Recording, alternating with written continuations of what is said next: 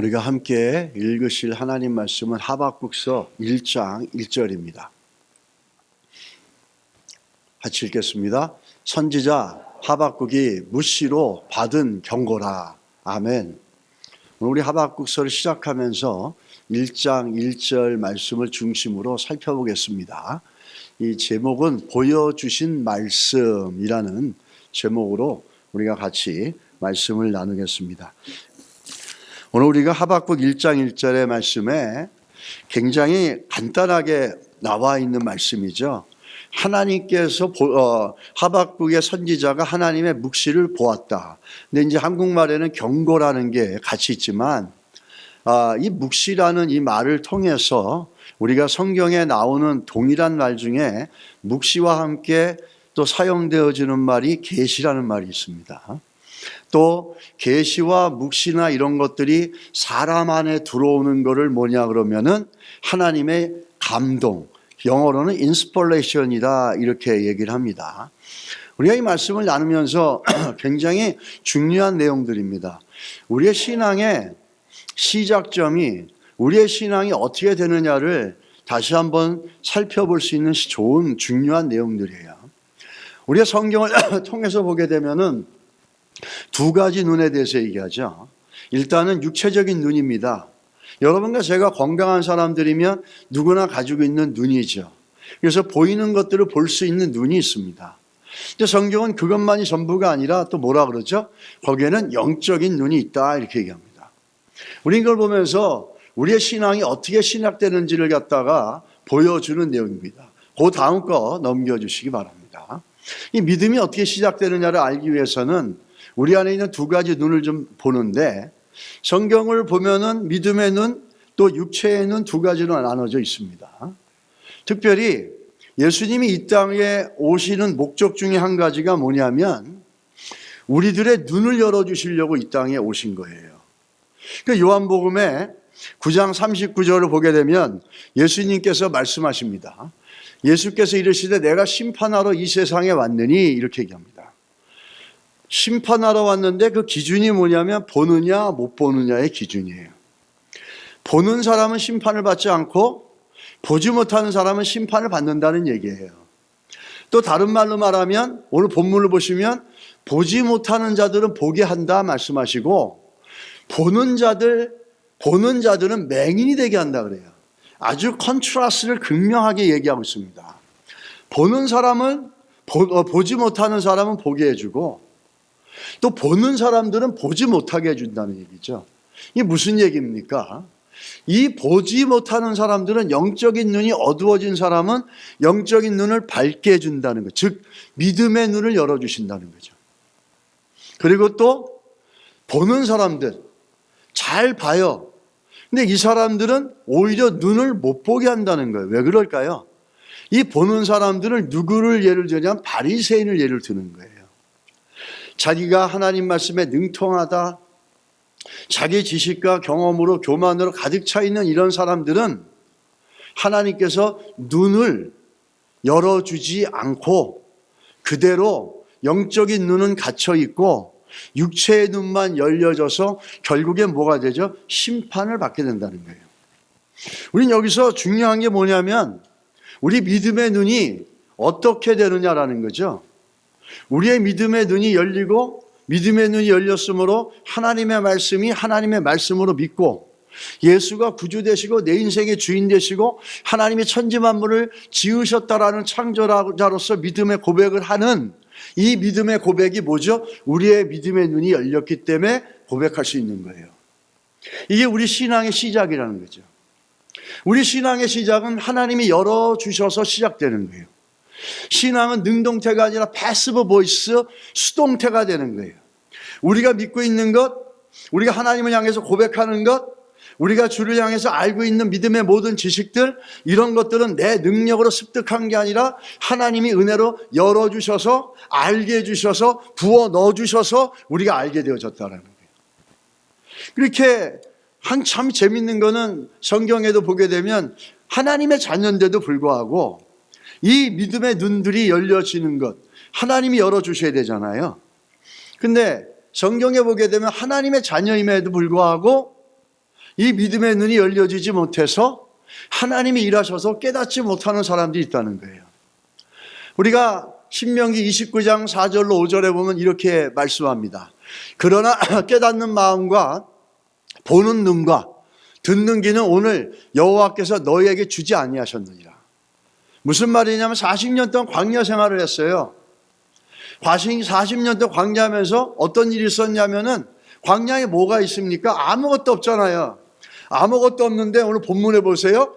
주께서 40년 동안 너희를 광야에서 인도하게 하셨거니와 너희 몸에 옷이 낡아지지 아니하였고 너희 발의 신이 헤어지지 아니하였다는 거예요.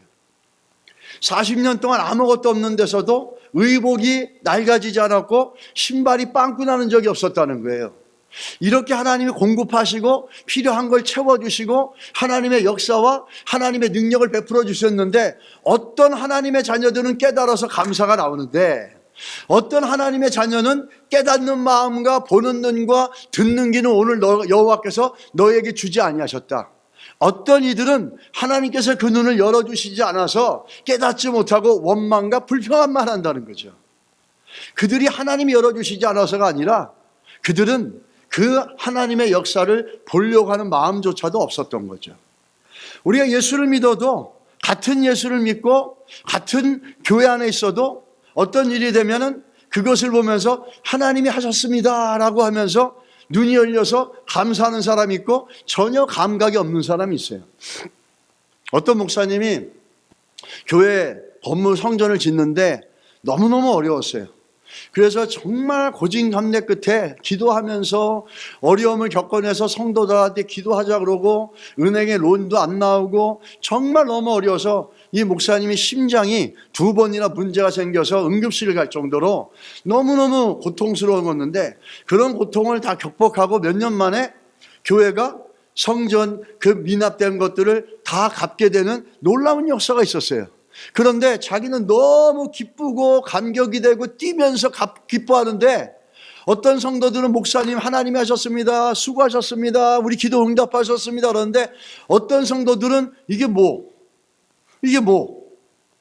전혀 감각도 없고 전혀 아무것도 없는 거예요.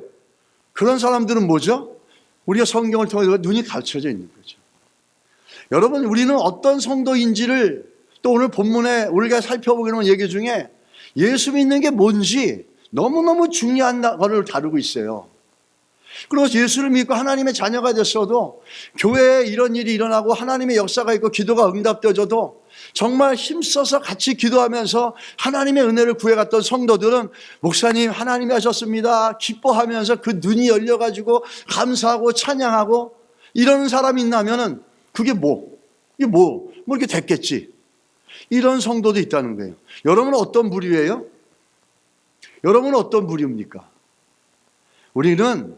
우리가 하나님 앞에서 정말 광야에서 신이 낡아지지 않고 의복이 헤어지지 않도록 공급하신 하나님을 볼 수 있는 믿음의 눈들이 있어야 될지 믿습니다. 그것이 부족하면은 겸손하게 구하십시오. 그러면 하나님 활짝 열어주실 거예요.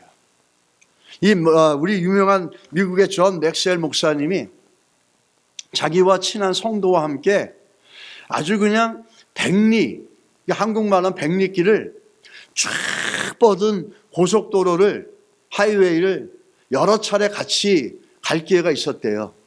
근데 이분은 사냥을 굉장히 좋아하는 분이래요. 그래서 그런지 가는 데마다 여러 번을 같이 차를 타고 가는데 자기는 보지도 못하는데 이분은 그런데 목사님 저기 다람쥐 있습니다. 근데 자기는 보이지가 않더래요. 목사님 저기 보세요. 저기 오리 2마리가 있어요. 근데 자기는 전혀 안 보이더래요. 또 조금 가다 보면 목사님 저기 토끼가 지나갑니다. 또 지나가다 목사님 저기 놀 있어요. 또 자기는 전혀 보이지가 않더래요. 그래서 목적지에 이르기까지 이 사냥꾼을 사냥을 좋아하는 교우는 거기까지 오면서 수십 마리의 짐승을 본 거예요. 근데 자기는 하나도 못 본 거예요. 왜냐하면은 이 사냥을 좋아하는 성도 안에는 사냥꾼의 눈이 있는 거예요.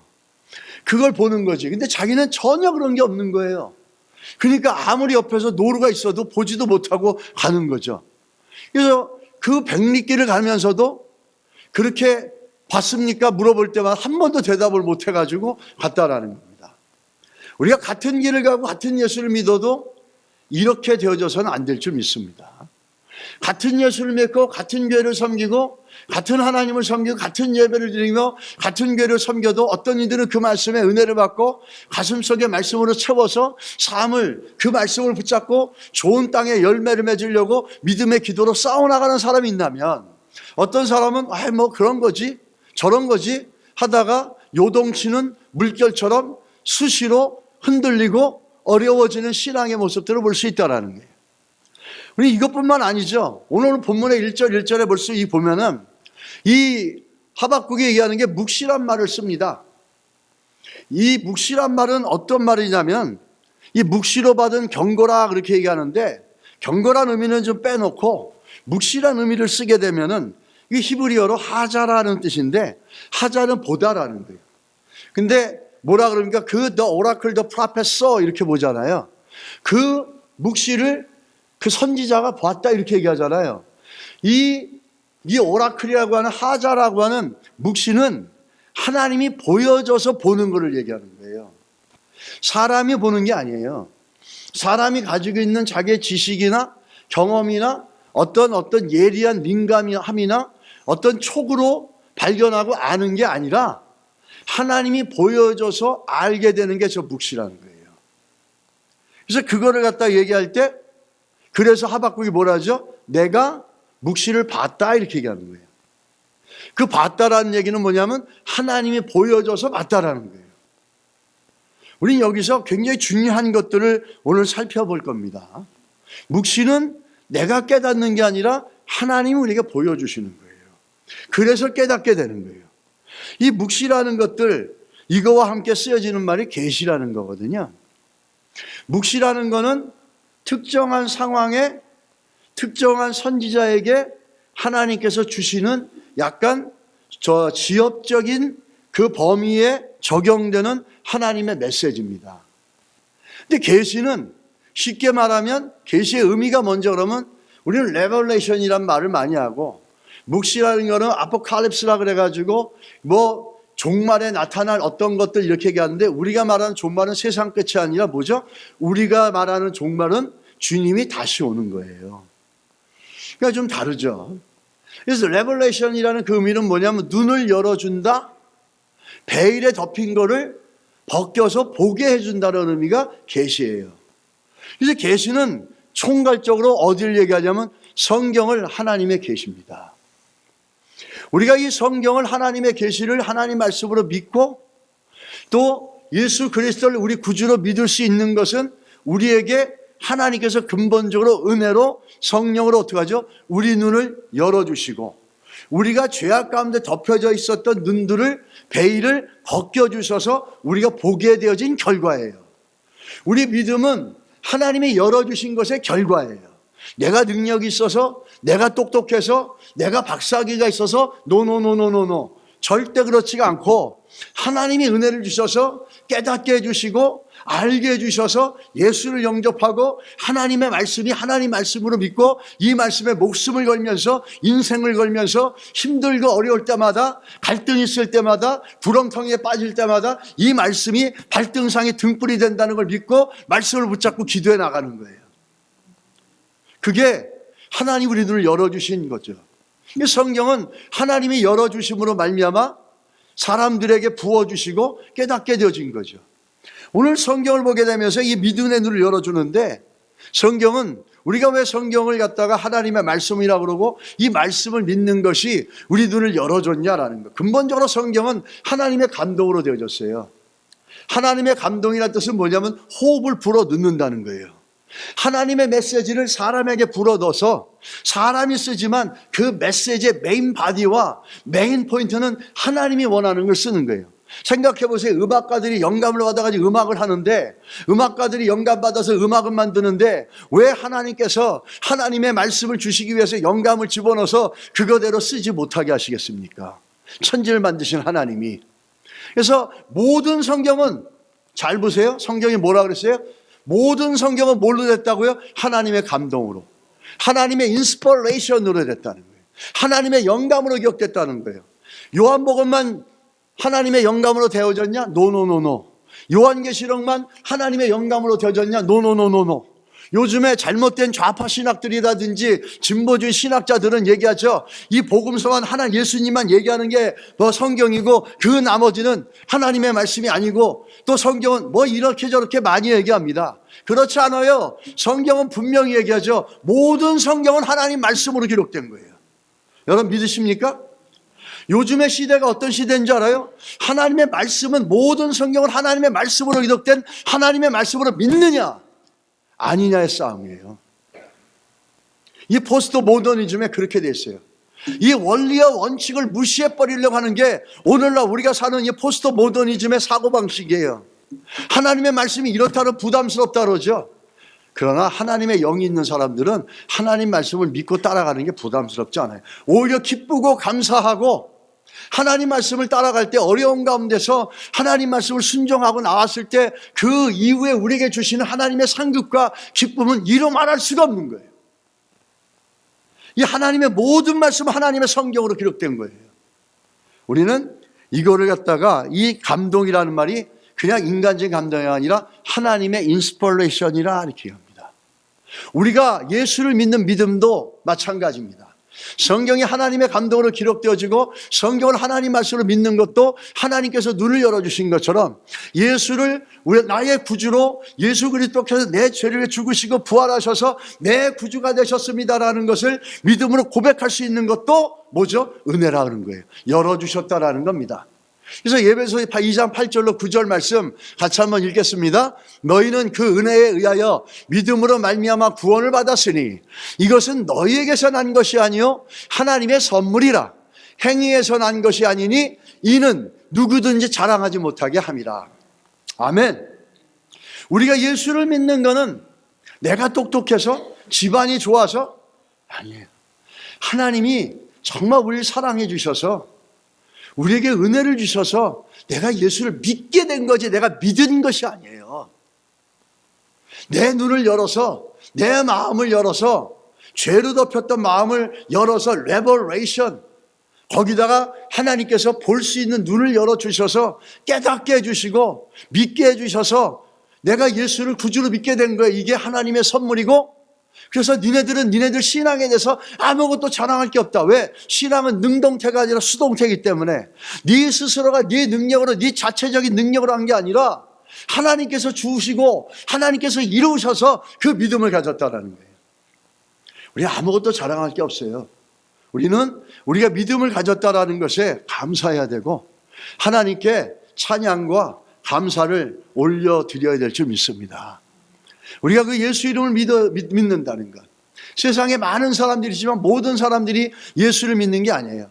모든 사람이 예수를 이름을 듣고 예수 그리스도가 전한 말씀을 듣지만은 모든 사람이 그 말씀을 믿지 않아요. 어떤 사람만 믿습니까? 하나님이 눈을 열어준 사람들만 믿어요. 어떤 사람이 예수를 영접합니까? 하나님이 눈을 열어준 사람만 영접하게 돼 있어요. 우리는 그것을 기억해야 될 줄 믿습니다. 우리 성경에 보게 되면 정말 신앙의 시작이 어떻게 되어졌는지를 잘 얘기해 주는 게 너무 많습니다. 특별히 사도행전 16장 14절에 보면은 리디아라고 하는 여인이 나옵니다. 이 사람은 자주장사로서 아주 부유한 사람이었어요. 근데 이 사람은 어떤 역할을 했냐면 빌립보 교회가 생기는데 아주 큰 역할을 했던 분이에요. 근데 이분이 이 빌립보 교회가 시작될 때 어떻게 시작됐습니까? 이 오늘 성경에 보게 되면 주께서 그 마음을 열어 바울의 말을 따르게 하신지라. 영어 성경에 보면 The Lord opened her heart to respond to Paul's message. 하나님 그 마음을 열어서 바울이 전하는 메시지에 반응할 수 있고 믿음으로 반응할 수 있고 믿음으로 받아들이고 믿음으로 믿을 수 있었다는 거예요. 그 시작이 어디서 됐습니까? 하나님이 열어주셨기 때문에. 자기가 열어낸 게 아니라 자기가 믿는 게 아니라 하나님이 열어주셨기 때문에 믿게 되어지고 그 믿음으로 말미암아 빌립보 교회가 세워진 거예요. 또 우리 마태복음 16장 16절에서 17절 여러분 잘 아는 말씀이죠. 같이 한번 읽겠습니다. 시몬 베드로가 대답하여 이르되 주는 그리스도시요 살아계신 하나님의 아들이시이다. 예수께서 대답하여 이르시되 바요나 시몬아 내가 복이 있도다. 이를 내게 알게 한 이는 혈육이 아니요 하늘에 계신 내 아버지시니라. 베드로가 신앙 고백할 때 주는 그리스도시요 살아계신 하나님의 아들입니다 할 때 맞다 너 참 똑똑하다. 아 너 공부 많이 했구나. 너 머리 좋구나. 아유 너 부모들이 잘 가르쳐줬구나. 너 좋은 대학 나왔구나. 이렇게 하지 않았어요. 어떻게 하죠? 야 베드로 교만하지 마. 네가 그렇게 믿을 수 있는 신앙의 고백은 네가 한 게 아니라 혈육이나 한 게 아니라 네 능력이나 사람에게서 온 게 아니라 하늘에 계신 하나님 아버지가 주신 거야. 이걸 분명히 얘기하고 있다는 거죠. 예수님이. 여러분은 여러분이 예수를 믿고 있다는 신앙의 고백을 어떻게 하고 있어요? 아 살다 보니까 믿게 됐지. 우리가 이따 얘기할 겁니다. 살게 되니까 어떻게 하다가 믿게 된 신앙의 모습과 그런 모습의 뿌리가 무엇인지 우리는 이런 것들을 보면서 다시 한번 우리 안에 점검하는 시간이 되시기 바랍니다. 우리가 회개하는 마음도 디모데후서 가서 보시면 2장 25절에 그러면 하나님께서도 그들에게 회개할 마음을 주셔서 진리를 깨닫게 해주실 것입니다. 이 현대인의 성경 아주 쉬운 성경이죠. 그러면 하나님께서 그들에게 회개할 마음을 주셔서 회개하는 마음도 어떻게 한다고요? 내가 하는 게 아니라 하나님이 주셔야 되는 거예요. 근데 우리가 나중에 또 얘기했지만 그럼 뭐 가만히만 있으면 하나님 주십니까? 그런 얘기가 아니에요.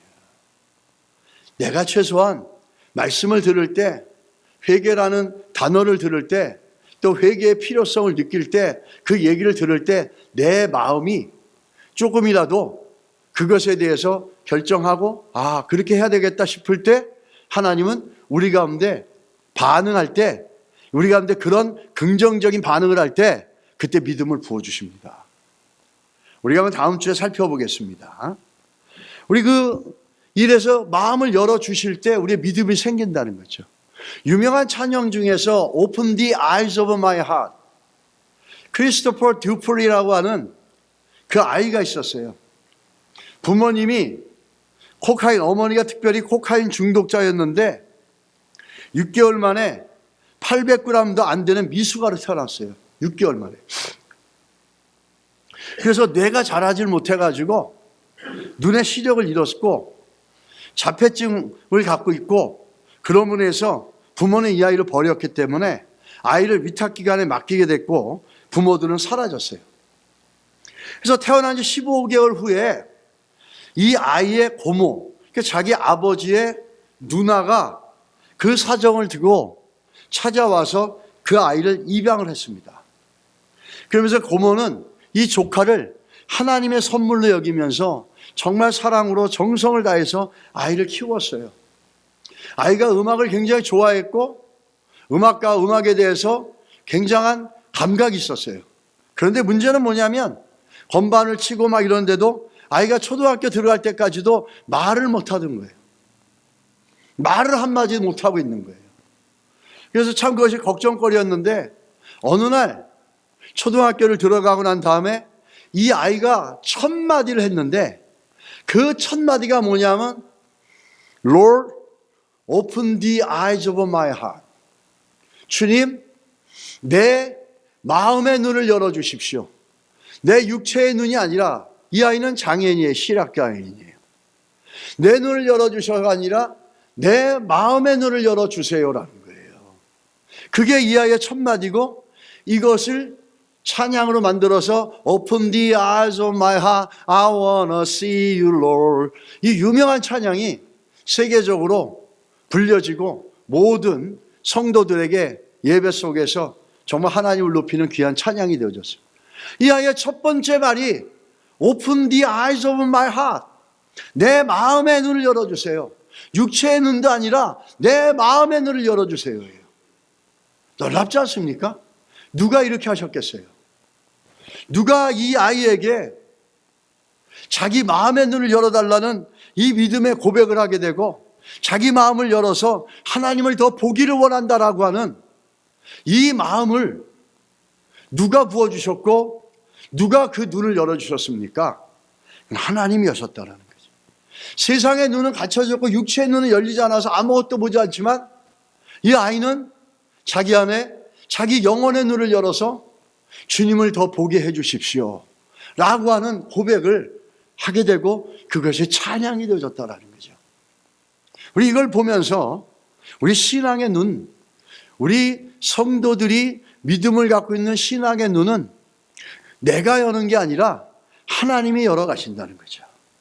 하나님이 열었기 때문에 저 자폐증과 내가 자라지 않아서 눈의 시력을 잃어버리고 몸도 거동도 불편한 저 아이가 자기 영혼의 눈을 열어달라고 그렇게 하나님 앞에 고백하고 간구하고 간청하고 찬양하는 겁니다. 우리의 하나님을 향한 우리의 눈은 하나님의 은혜로 열어주시는 거예요. 고로 내가 하나님을 향한 믿음의 고백이 있다면 우리가 해야 될 건 뭐죠? 감사가 연이어져야 될 줄 믿습니다. 우리 교회를 보게 되면은 고린도서기 보게 되면 교회 성도를 갖다가 두 가지로 나눕니다. 하나는 뭐냐면 육체에 속한 성도, 그거를 영어 성경에 보면 월드리 크리스찬이라 그래요. 세속적인 크리스찬이라 그래요. 그래서 고린도 교회에 문제가 있는데 그 문제는 뭐냐면 이 월드리 세큘러 크리스찬, 예수를 믿어요. 그런데 육체에 속한 사람이고 예수를 믿는데 세속적으로 사는 사람이에요. 가치관이 바뀌지 않았어요. 우리가 올해 매일 기도하는 게 뭐죠? 여러분 기억나시죠? 기도 제목 중에서 네 번째, 아는 것과 믿는 것이 하나 되는 거예요. 그게 뭐죠? 내가 믿는 게 있으면, 내가 성경을 믿고 하나님을 믿는다면 우리가 무엇을 결정하고 판단할 때도 그 기준이 성경적이어야 되고 하나님이 기뻐하시는 것이 돼야 되고 믿음의 근거를 갖고 해야 된다는 거죠. 근데 내가 믿으면서 세상에 나서 결정하고 판단할 때는 내가 좀 배웠다고 내 지식 갖고 하고 내가 좀 경험했다고 경험 갖고 하고, 이거는 성경이 아주 이율배반적인 거예요. 그게 바로 가식이잖아요. 교회 와서는 성경대로 믿는다고 하고 그러고 나가서는 내가 성경이 아니라 다른 걸로 갖고 판단하고 결정하고 기준을 갖습니다. 그게 안 되죠. 그러니까 이 사람들은 그런 사람들이에요. 이 사람들은 어떤 특징이 있는지 아세요? 보세요. 이 신령한 자들을 대함과 같이 하지 않았다는 거예요. 신령한 사람들은 누구죠? 영적인 눈이 열려서, 믿음의 눈이 열려서 예수를 인격적으로 알고 그분이 원하는 대로 그분을 따라가는 가치관을 갖고 있는 사람들이에요. 그런데 육신에 속한 자는 그리스도 안에 있지만 뭐라고요? 어린아이들 같이 됐다 그래요. 첫째, 어린아이, 성장이 안 돼. 성장이. 아는 것과 믿는 것이 하나가 되어야지 성장을 한다, 바울이 얘기했잖아요. 이 사람들은 아는 것과 믿는 게 따로따로 돌아가는 사람들이에요. 그리고 어린아이 같이 대하는데 왜 그렇게 대하느냐? 내가 저 사람들을 대할 때는 심한 얘기를 못해. 그래서 젖으로 먹이지 밥을 먹이지 않아. 설교를 하더라도 우리 그 어린아이 같은 이런 육체의 성도들은 맨날 재밌고 즐거운 성도들. 여러분 오늘 여기 목회 칼럼은 꼭 읽으시기 바랍니다. 교회가 망하는 게, 성도가 망하는 게 뭔지를 꼭 읽어보시기 바랍니다. 그렇게 하니까 맨날 젖만 먹이지 단단한 음식을 못 먹이고 밥을 못 주는 거예요. 그리고 또 일은 너희가 감당하지 못합니다. 조금 불편한 성교하고 조금 성경에서 핵심적인 얘기하면은 불편하고 힘들어하고 감당을 못해요. 너희는 아직도 육신에 속한 자라. 아직 예수를 믿어도 그의 눈이 열려서 정말 하나님의 말씀이 하나님 말씀인 것을 믿는 믿음의 고백이 없는 거예요. 너희 가운데 시기와 분쟁이 가득하다라는 거예요. 그리고 이 사람들의 특징이 뭐죠? 육신에 속하여 사람을 따라가. 예수를 따라가야 되는데 사람들이 뭐라 그러면 사람들 따라가고 자기 뜻대로 한다면 시기와 분쟁을 일으키는 거예요. 왜? 믿음의 눈이 열려지지 않은 상태로 신앙생활을 하니까. 40년의 광야 생활하면서 하나님의 놀라운 역사를 봤는데 어떤 성도는 감사하는데 어떤 성도는 원망과 불평하는데 그 이유가 뭐죠? 눈이 감겨 있으니까. 그러니까 교회도 마찬가지예요. 같이 신앙생활하도 세큘러 크리스찬들, 세큘러 성도들, 월들이 세속적인 성도들, 육신에 속한 성도는 단단한 음식을 못 먹어요. 성경을. 좀 성경을 깊이 이해하고 깊이 깨달아서 내 속에서 그것을 그걸 못해. 불편해. 재미없어. 아유 불편해. 저 목사 또 나한테 힘든 소리 하네. 이렇게 한다고. 그러고 또 뭐가 있죠? 자기 뜻대로 하는 시기 분쟁하고 제일 문제는 뭐죠? 사람을 따라가는 거예요. 예수를 따라가야지. 말씀을 따라가야지. 누구랑 친하면 그 사람 따라가고, 또 누가 뭐 그렇다면 그 사람 따라가고, 이렇게 돼서는 안 된다는 거예요. 이게 어떤 성도죠? 육에 속한 성도, 세큘러 성도입니다. 눈이 안 열린 성도예요. 이런 성도를 좀 거창하게 얘기하면 무슨 성도라 그래요? 명목상 크리스천이라고 합니다. 명목상 그리스도인, 문화적 그리스도인. 이 명목상 그리스도인들은 예수 믿는 하나님의 자녀지만, 겉은 하나님의 자녀라고 그러지만 그 안에는 하나님의 자녀로서 확신이 없어요. 왜? 여전히 눈은 덮여 있는데 머리로만 신앙이 있다고 생각하잖아요. 근데 정말 예수 믿는 사람은 그 영혼의 눈이 열려서 뱃속 깊은 데서부터 고백이 나오는 거지 머리로부터 나오는 게 아니란 말이에요. 이 사람들은 겉은 예수를 믿지만 속은 예수를 안 믿어. 가치관이 안 바뀌었어. 세계관이 안 바뀌었어요. 뭘 볼 때 판단하는 기준이 하나님의 원하시고 성경적인 이게 비브리컬 스탠다드가 아니에요. 여전히 세속적이고 사람 따라서 결정하는 거예요. 그래서 이 사람들을 성경을 보면 뭐라고 얘기하죠? 경건의 모양은 있으나 경건의 능력은 부인하는 자라. 그리고 사대교회 같이 겉은 살았지만 이름은 있으나 죽은 자라는 거예요. 그 네임만 크리스찬이라는 거예요. 그게 뭐죠? 나미날 크리스찬이라는 거예요. 이런 성도들, 이걸 갖다가 한국교회에서 서베이를 했어요. 서베이를 결론적으로 설문조사가 뭔지 아세요? 명목산 그리스도인지 몇 명인지 아십니까? 3명 중에 1명이고, 이 미국 교회는 몇 명이 되냐면 우리보다 훨씬 많아. 66.7%예요. 그 10명이면은 거의 7명이 나미날 크리스찬, 명목상 크리스찬이에요. 이게 문화가 기독교 문화니까. 이런 사람들은 어떤 사람들일까요? 이 명목상 크리스찬들, 나미날 크리스찬들은 나는 믿음의 집안으로 태어났고 우리 엄마가 예수 믿고 우리 아버지가 예수 믿고 우리 엄마 권사고 우리 아버지가 장로니까 그래서 나 교회 오래 다녔으니까 그리고 요한복음 3장 16절에 그거 믿으면은 구원받는다 그랬잖아. 내가 입술로 얘기했잖아. 고백했잖아. 그건 나 믿는 거지. 이런 사람들. 그러나 삶을 결정할 때, 어떤 삶을 결정해 나갈 때, 어떤 문제를 결정해 나갈 때, 어떤 문제에 아주 너무나 중요한 문제 결정해 나갈 때 보면 사람 따라하고 이 비브리컬 스탠다드가 아니라 여전히 세속적인 기준을 따라가는 거예요. 고린도교회 육신에 속한 성도들처럼. 우린 그런 성도들을 나미날 크리스찬이라고 그러는 거예요. 그런 성도들이 3명 중에 1명 이상이에요. 39%예요. 거의 40%가 넘는 거죠. 가까이 되는 거죠. 그리고 더 문제는 뭐냐면 기독교의 이 핵심적인 교리를 어떻게 믿냐를 물어봤어요. 성경을 믿느냐, 예수님의 속죄를 믿느냐, 성육신을 믿느냐, 성령을 믿느냐, 창조를 믿느냐, 동정녀 탄생을 믿느냐를 할 때 그것을 동의합니다라는 게 70에서 80% 정도래요. 그 다음에 하나님을 떠난 인간은, 예수를 믿지 않는 사람은 다 죄인이다라는 말에 동의한다는 사람이 48.1%예요. 예수를 믿는데도. 하나님이 지금도 우리 삶에 개입하시고 역사하시고 기도에 응답하신다는 걸 믿는 사람은 68.3%예요. 점점 줄어들죠.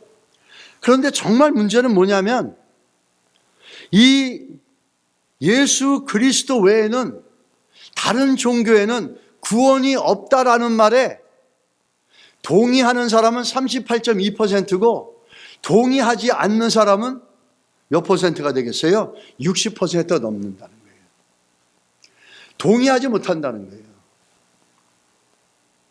동의한다는 사람이 그 되고 갈수록 줄어드는 거예요. 얼마나 중요한 거예요. 예수 외에는 구원이 없다라는 거예요. 다른 종교엔 구원이 없다라는 거예요. 성경은 그렇게 얘기했잖아요. 예수 이름 외에는 구원의 이름을 준 게 없어요. 근데 세상 사람들은 성경을 갖다가 이상하게 해석하는 신학자들, 그래서 인크루시즘이라든지 플로리스틱이즘이라든지 말도 안 되는 살베이션을 만들면서 힌두교도 불교도 모슬렘도 다 이게 다 예수를 믿는 과정이라고 그러고 그들의 종교 행위가 결국은 예수를 만나가는 그 과정인 거 동기고 그렇게 얘기하는 이 포스트 모더니즘 세계에서 성경대로 믿는다면 뭐라고 그러죠? 극단적인 크리스찬이라고 하잖아요. 아니, 예수 믿는 사람이 성경대로 믿는데 그게 왜 극단적인 크리스찬이에요, 그게? 그 정상이 될 수 없는 게 요즘 사회잖아요. 여러분, 이런 노미널 크리스찬들, 제일 중요한 건 뭐냐면 하나님의 자녀라는, 내가 예수를 믿어서 하나님의 자녀가 됐다라는 이 구원을 갖다 주는 이 믿음의 확신, 예수만이 구원을 줄 수 있다라는 게, 그거를 믿는 사람이 현저하게 낮다는 거예요. 여기서 우리가 노미널 크리스찬의 문제를 볼 수 있습니다. 노미널 크리스찬의 문제는 뭐죠? 예수를 믿었으면 내 안에 뭐가 있어야 되는 줄 아세요? 하나님의 자녀란 정체성이 있는 거예요. 이 사람들의 문제는 뭐냐면 내가 예수를 믿어서 하나님 구원받아서 하나님의 자녀가 됐다는 이 영적인 아이덴티티가 없다라는 거죠. 그러다 보니까 예수만 구원자다라고 하는 성경의 가르침을 동의하지 못하는 거예요. 이게 얼마나 큰 문제예요. 여러분은 어떠세요? 여러분은 예수만 구원자라고 믿습니까? 예수쟁이들이 성경대로 사는 게 그게 왜 극단적인 신앙이고 크리스찬이에요? 예수쟁이들이 성경대로 살려고 노력하는 게 그게 왜 극단적인 신앙이냐고요? 그거는 정상적인 신앙이에요. 그 노미널 크리스찬 같은 사람들에게는 예수쟁이들이 예수 믿어서 예수 붙잡고 성경만 바라보고 사는 게 극단적인 성도 같겠죠. 아유, 나는 예수 믿어도 저렇게 안 믿어. 저렇게 극단적으로 하면 어떻게 성경만 먹어? 밥도 먹고 살아야지. 뭐 성경이 밥 먹지 말라 그랬습니까? 밥 먹게 하는 잡을 주시고 건강을 주시고 그 모든 공급처가 누구죠? 하나님이시라는 거잖아요. 그렇게 얘기하는 거죠. 우리가 예수를 믿는다는 거, 여러분이 예수 믿는 거 어떻게 알 수 있어요? 여러분과 제가 예수 믿는 거 어떻게 알고 있어요? 여러분 한번 질문해 봤어요? 나 예수 믿는 거 맞는가? 여러분 스스로에게 질문해 보신 적 있냐고요? 내가 예수 믿는 사람 맞는가? 스스로 질문해 보신 적 있어요? 오늘 한번 보시죠. 성경에 예수 믿는다라고 하는 걸 우리는 어떻게 알 수 있나, 내가. 예수를 믿는다라는 건 결론적으로 내가 하나님의 자녀라는 이 영적 스피리추얼 아이덴티티가 견고해지고 그 스피리추얼 아이덴티티에 대한 믿음이 있는 거예요. 이게 성경을 보면서 얘기하는 거죠. 우리가 신앙생활 하면서 가장 본질적인 것, 내가 신앙이 성장하고 내가 예수를 믿게 된 것들, 그리고 예수를 믿고 있다는 것, 지금까지는 예수를 믿게 된 것에 대해서 얘기했지만 지금 뭐죠? 내가 예수를 믿고 있는 것이 무엇인지에 대한 얘기하는 거죠. 그게 뭐죠? 내 안에 영적 정체성이 있는 거예요. 그 영적 정체성은 뭡니까? 내가 하나님의 자녀라는 거죠. 내가 하나님의 딸이고 내가 하나님의 자식 아들이라는 거예요. 이 영적 정체성, 이게 너무너무 중요하죠. 우리가 한번 요한복음 1장 12절에 13절 말씀 보세요. 영접하는 자, 곧 그 이름을 믿는 자들에게 뭐가 된다고요? 하나님의 자녀가 되는 권세를 주셨으니 혈통으로나 육종으로나 사람의 뜻으로 아니하지 않고 오직 하나님께로부터 난 자들이라는 거예요. 하나님께로 난 자들, 구원받은 사람들에게 뭐가 있다고요? 하나님의 자녀가 되는 정체성이 있다는 거예요, 우리 안에. 할렐루야. 여러분 믿으십니까? 내가 예수를 믿어요. 그래 맨날 교회 가니까 좋아요.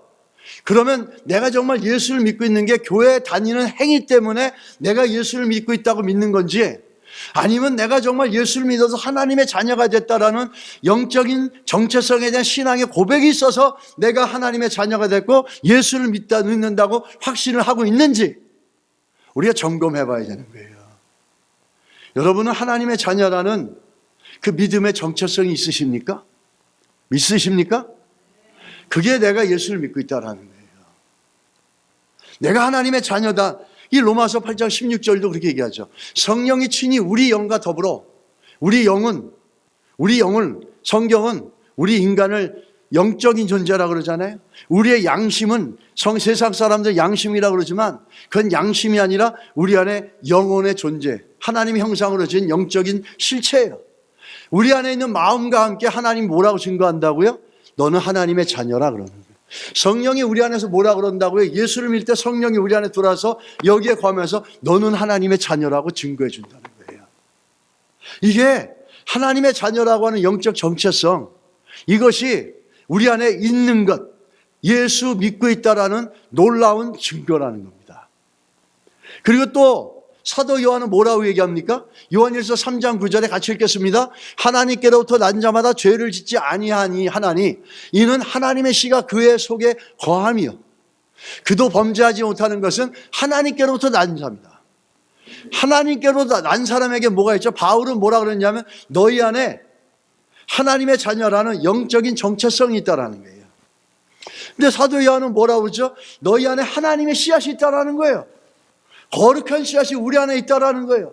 거룩한 씨앗이 우리 안에 있어서 죄를 짓지 않고 죄를 싫어하고 죄와 멀어지고 하나님이 기뻐하시는 것이 무엇이고 하나님이 원하시는 기준이 무엇인지를 따라갈 수 있는 이 안에 뭐가 있죠? 거룩한 씨앗이 있다는 거예요. 하나님의 씨앗이 있다라는 거예요.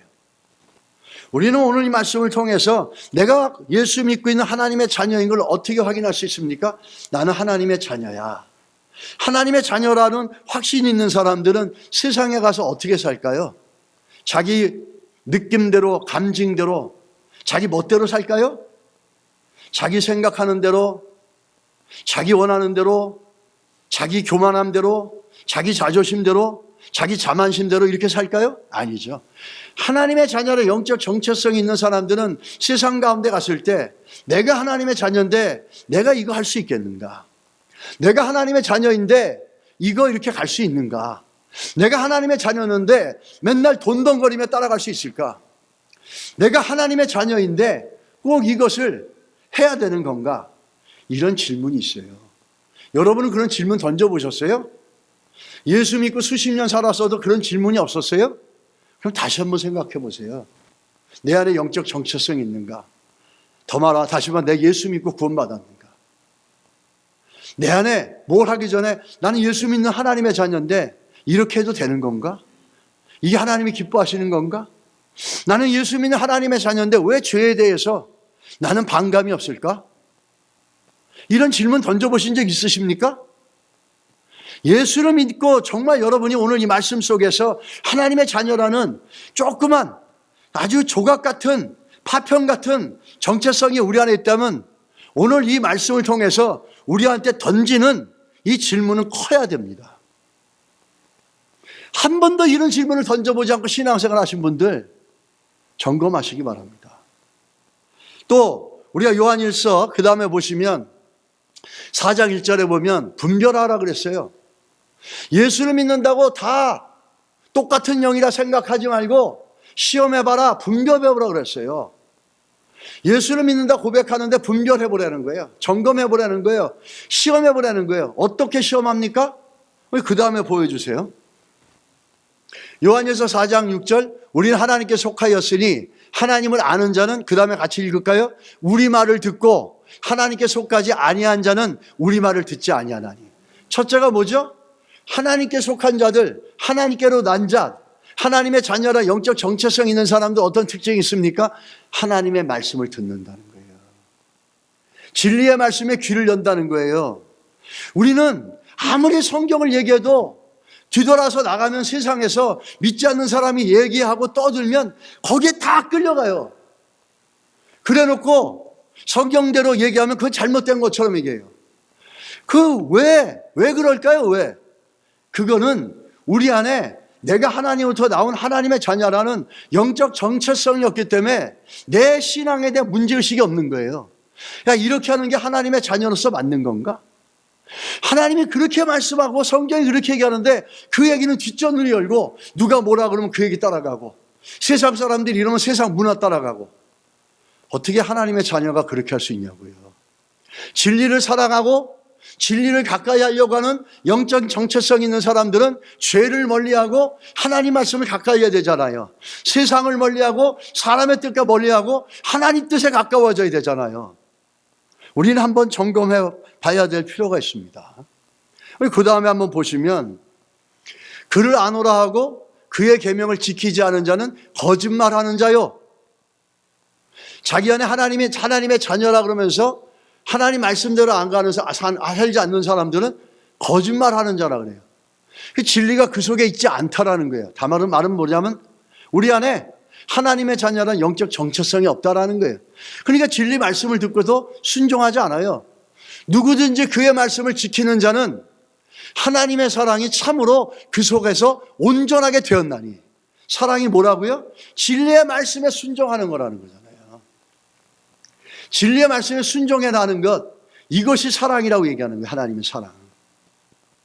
우리 가운데 하나님의 사랑이 있고 하나님의 자녀로서의 정체성들이 우리 안에 있다면 오늘도 진리에 가까워져야 되고 진리를 향해서 귀를 열어야 되고 내가 하나님의 자녀이기 때문에 내가 이렇게 살면 되나라고 하는 이런 영적인 정체성에 관한 질문이 있어야 돼요.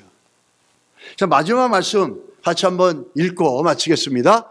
하나님을 사랑하는 것은 이것이니 우리가 그의 계명을 지키는 것이라.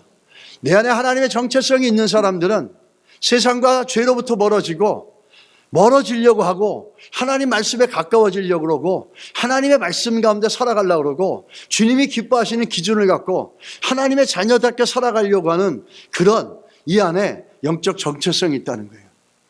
여러분은 하나님의 자녀답게 살아가는가 스스로에게 질문을 던져본 적 있으십니까? 여러분, 있어야 돼요, 그게. 그래야지 우리 신앙이 자라는 거예요.